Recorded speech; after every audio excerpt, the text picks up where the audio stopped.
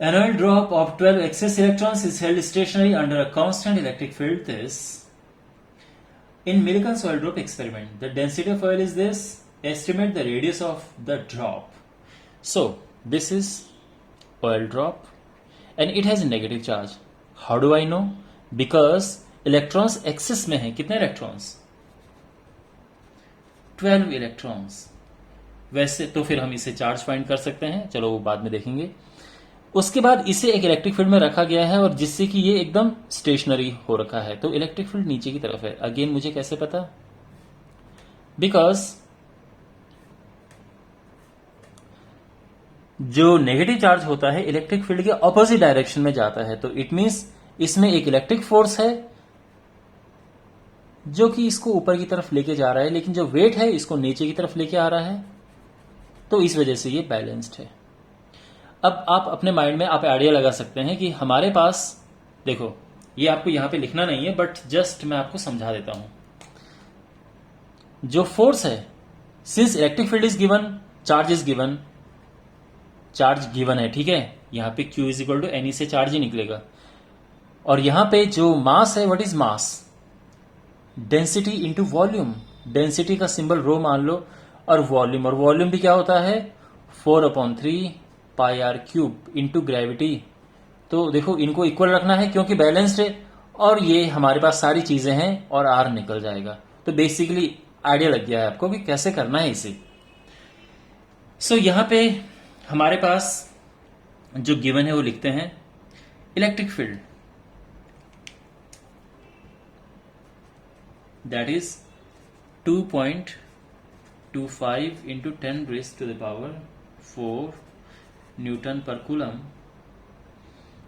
What else is given? Density is given, which is 1.26 ग्राम पर centimetre cube.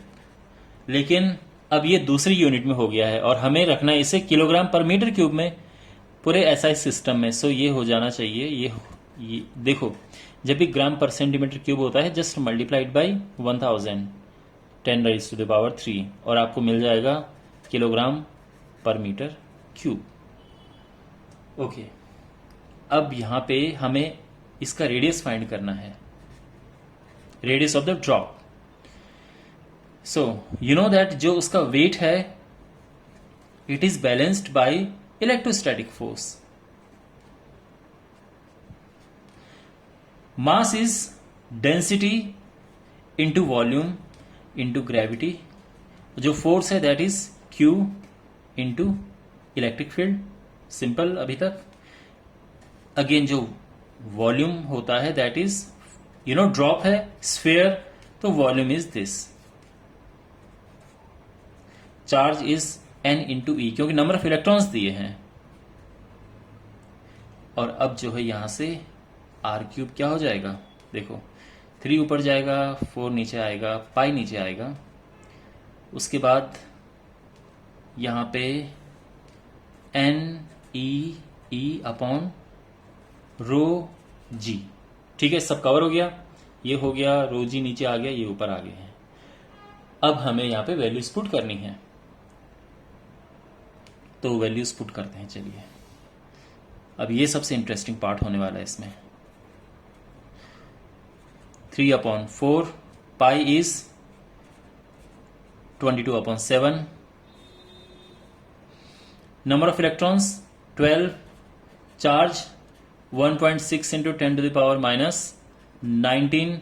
Electric field 2.25 into 10⁻⁴ upon density 1.26 into 10⁻³ and gravity 9.81. Smooth.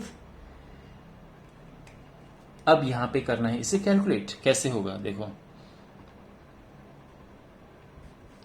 4×3=12. देखो ये जिस तरह से मैं कैलकुलेट कर रहा हूं, ओके, इस पॉइंट से एक काम करते हैं, ये पॉइंट हटाते हैं. तो 3×3=9, 3×3=9 और 9 से ये जाता है 14, 14 टाइम्स. 7 से चला जाएगा 2 बार, 7×2=14. ठीक है. अच्छा, अब इसके बाद देखो पॉइंट के एक प्लेस के बाद ये है, पॉइंट के 2 प्लेस के बाद ये है. तो यहां पे हम क्या करेंगे, एक और 0 बढ़ाएंगे और ये पॉइंट हटा देंगे। ओके, तो ये हो गया है। अब यहां से देखो 2 से ये कैंसिल हुआ, यहां पे 80 आ गया, 11 40। अच्छा, अब ये कटेगा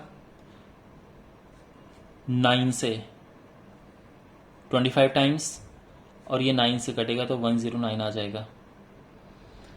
ठीक है, और 25 का इसमें मल्टीप्लाई होता है तो 25 चौका 100, ये तो पूरा 1000 हो गया।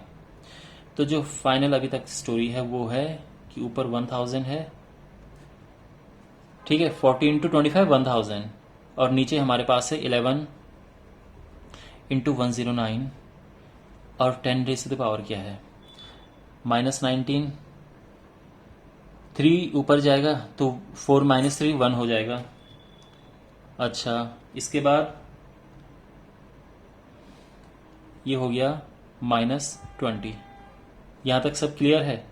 अब इसे कैलकुलेट करना, ये आप रफ में करेंगे, पहले 11 से डिवाइड करो और फिर 109 से डिवाइड करो, तो ये इवेंचुअली जो है पूरा डिवाइड, देखो ये जो मेन पार्ट है कैलकुलेशन का वो कवर हो गया है, और आई होप आपको समझ आ गया होगा कैसे हम इसे कैलकुलेट करते हैं। यहां पे हमारे पास 9 4 6, ओके, इस तरह से अगर आप डिवाइड करेंगे, ये 10 हो गया, यहां पे 18 है। ओके, आप ये डिवाइड करेंगे तो 0.946 into 10 raise to the power -18 ये आ गया यहाँ पे, और आप इसको 946 into 10 raise to the power -21 कर सकते हैं, क्योंकि 3 प्लेस इधर गया तो ये -3। ये है r³। अभी तक समझ आ गया सब कुछ। अब हमें r निकालना है। देखो यहाँ पे r जो है इसका क्यूब रूट होगा। माय डियर स्टूडेंट्स, एक बात यहाँ पे आप कान खोल के सुनो, Whenever you have to find cube root, तो ये ऐसा नंबर होना चाहिए जो 3 से डिविजिबल है। ये भी चल जाता क्योंकि 18 3 से डिविजिबल है, बट प्रॉब्लम है कि इसका क्यूब रूट निकालना थोड़ा प्रॉब्लम हो जाता। इसका इजी है, मैं बताऊंगा कैसे है। ओके, मैजिकल फॉर्मूला है मेरे पास। तो ये हो गया। अब देखो 946 का क्यूब रूट कैसे निकालें, तो पे अटेंशन हियर। 946 का क्यूब रूट हमें निकालना है। इसके लिए एक काम करो, ऐसा नंबर बोलो जो जिसका क्यूब रूट आपको पता होता है और इसके पास में है, तो वो है 1000, क्योंकि उसका 10 होता है। -54 किया तो ये आता है 1000 का क्यूब रूट। अब देखो यहां से देखो ट्रिक जो मैं आपको बता रहा हूं, सीधे इसका क्यूब रूट जो कि 10 होता है वो लिखना है, माइनस ये नंबर यहां पे लिखना है। जो मैं बता रहा हूं उनको उसको फॉलो करो। ओके, अब इसके बाद यहां पे 3 नीचे आएगा इनटू, और जो नंबर है उसका स्क्वायर। इसका क्यूब रूट ये है, इस नंबर को यहां पे लिखना है, नीचे 3 लिखना है, लिखना ही लिखना है, और इसका स्क्वायर यहां पे आ गया। ये ट्रिक याद रखना। अब इसे 10 माइनस ये करेंगे तो ये 18 हो जाएगा, और ये 0 पॉइंट ये आ जाएगा, और ये आ जाएगा 9.82, और ये 3 से डिवाइड करके 7 आ जाएगा, इतना metre. This is our final answer of this question. Got it? Okay, see you in the next question.